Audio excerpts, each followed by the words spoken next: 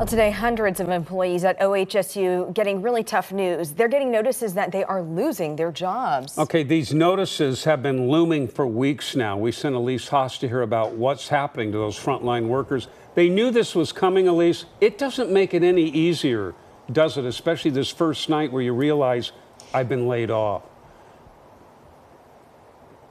It doesn't. And of course, people also were getting mixed messages of who was going to get laid off. And so when it finally came in, some of these jobs came as a surprise. And as of today, a notice went out that nearly 300 OHSU employees are losing their jobs. And some of them are frontline healthcare workers. And I talked to an OHSU employee who is also a leader of the local labor union. And she says that the way that the hospital is prioritizing these layoffs just doesn't make sense.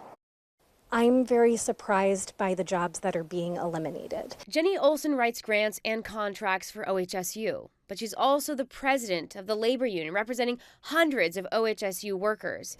This week, more than 150 of her members lost their jobs.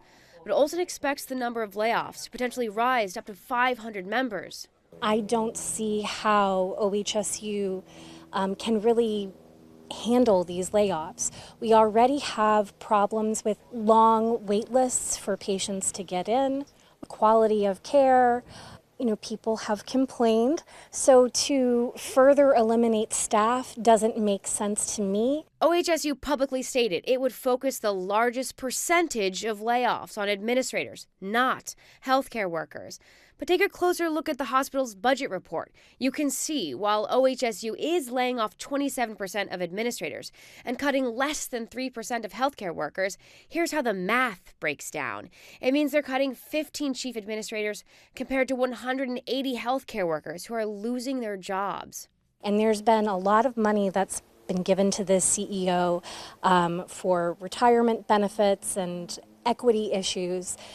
This is money that could be spent on maintaining health benefits for employees and not laying people off.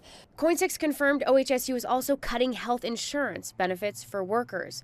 Union workers protested both job and insurance cuts during Friday's OHSU board meeting. Some members could be looking at deductibles going up by thousands of dollars. Out-of-pocket maximums going up by thousands of dollars. And when our healthcare system suffers, Olson says, ultimately, our community suffers.